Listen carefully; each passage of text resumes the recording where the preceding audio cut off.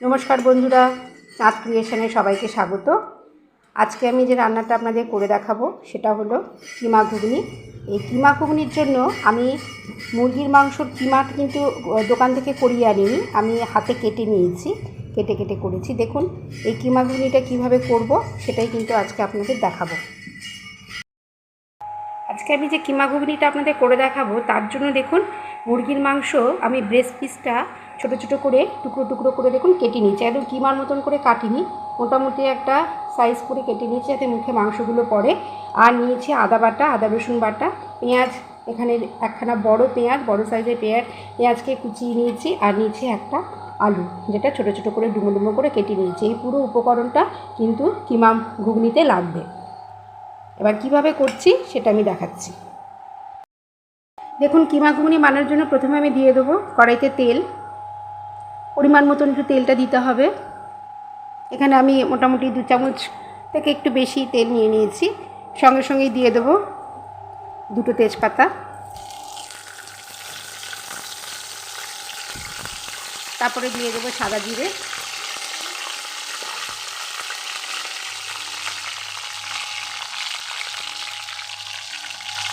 এই ফোড়নটা পুরো একটু গন্ধ বেরিয়ে যাবে, গন্ধ বেরোনোর সাথে সাথেই কিন্তু আমি কাঁচা পেঁয়াজ, যেটা পেঁয়াজটা কুচিয়ে রেখেছিলাম সেই কাঁচা পেঁয়াজটা কিন্তু দিয়ে দেবো।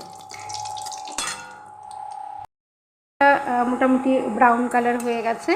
এবার আমি কিন্তু মাংসের পিসটা দিয়ে দেবো পেঁয়াজটার মধ্যে, বা পুরো জিনিসটা একটু ভালো করে নেড়ে নেব।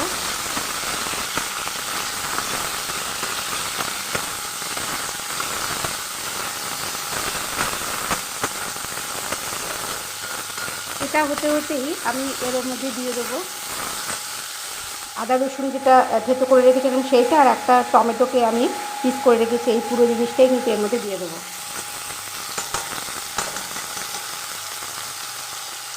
একসঙ্গেই ভালো করে কষাটা হয়ে যাবে মশলাটার সাথে, মাংসটা আর মশলাটা।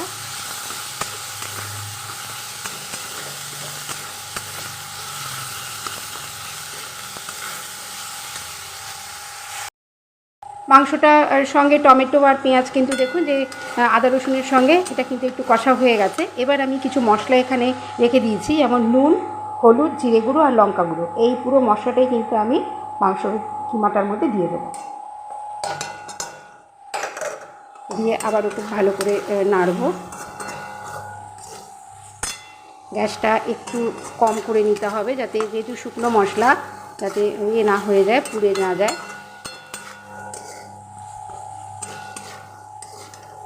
এটা কষতেই আমি দিয়ে দেবো এখানে টুকরো করে কেটে রাখা যে আলুগুলো সেগুলো।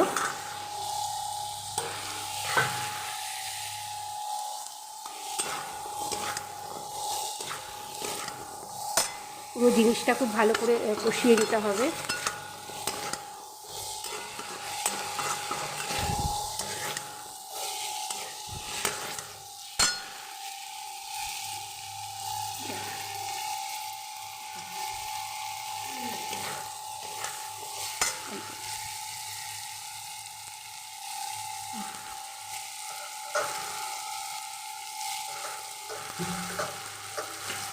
দেখুন মশলাগুলো যেহেতু একদম গুঁড়ো মশলা, সেই জন্য আমি একটুখানি মশলা দেওয়ার বাটিটাতে একটু জল দিয়ে ভালো করে কিন্তু মশলাটা কষিয়ে নেবো, যাতে কাঁচা গন্ধটা মশলা চলে যায়।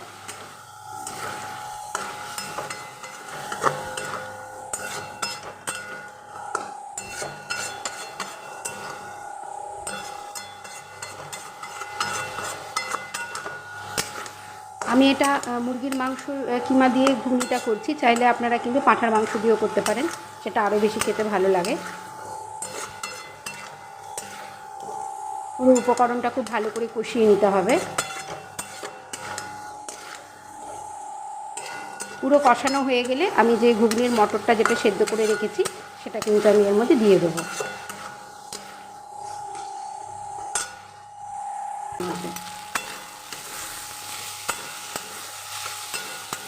কষা আমার পুরো কমপ্লিট। এবারে মটরটা দিয়ে দেবো। পুরো জিনিসটা এবার খুব ভালো করে নেড়ে দিতে হবে। আমি কিমা দোকান থেকে এই কারণেই করি না, প্রথমে এটা কিমাটা করে আনলে ধোয়াটা ভালো করে করা যায় না, মাংসটা কেটে করলে পরে কি ভালো করে ধুয়ে করা যায়। আর দ্বিতীয়ত মাংস যখন ঘুগনিটা খাওয়া হবে তখন কিন্তু মাংসের পিসগুলো যাতে মুখে পড়ে সেটা বেশ খেতে ভালো লাগে, সেই জন্যই আরও আমি দোকান থেকে কিমা করে আনি না।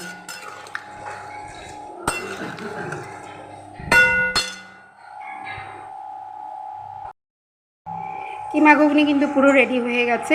দেখুন সমস্ত মাংসগুলো টুকরোগুলো সেদ্ধ হয়ে গেছে, যেগুলো একটু কেটে রেখেছিলাম দেখুন সব সেদ্ধ হয়ে গেছে। এবার নামিয়ে ফেলবো। নামিয়ে ফেলার আগে কিন্তু আমি একটু ধনেপাতা উপর দিয়ে ছড়িয়ে দেবো। ঘুগনিতে একটু ধনেপাতা দিলে ভালোই হয়।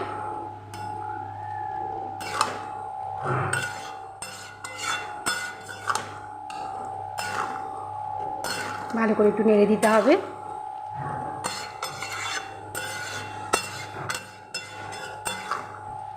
এবার পুরো জিনিসটা একটু 2 মিনিট ফুটে যাবে, ওটার পর কিন্তু আমি আলাদা পাত্রে ঢেলে নেব। দেখুন মাংসের কিমা দিয়ে মুরগির মাংসের কিমা করে যে ঘুগনিটা সেটা কিন্তু আমার পুরো রেডি হয়ে গেছে। আমি একটা আলাদা প্লেটে খাওয়ার জন্য ঢেলে নিয়েছি। আশা করি রান্নাটা আপনাদের ভালো লাগবে। এটা কিন্তু আপনারা মাটন কিমা দিয়েও করতে পারেন, আবার চিকেন কিমা করেও করতে পারেন। কিমাটা নিজেরাও হাতে কেটে করতে পারেন, আবার বানিয়ে নিয়ে এসে কিমা কেটেও করতে পারেন। আশা করি রান্নাটা আপনাদের ভালো লাগবে। ভালো লাগলে সাবস্ক্রাইব করে দেবেন, লাইক করবেন, শেয়ার করবেন, কমেন্ট করবেন প্লিজ। ভালো থাকবেন, সুস্থ থাকবেন। নমস্কার।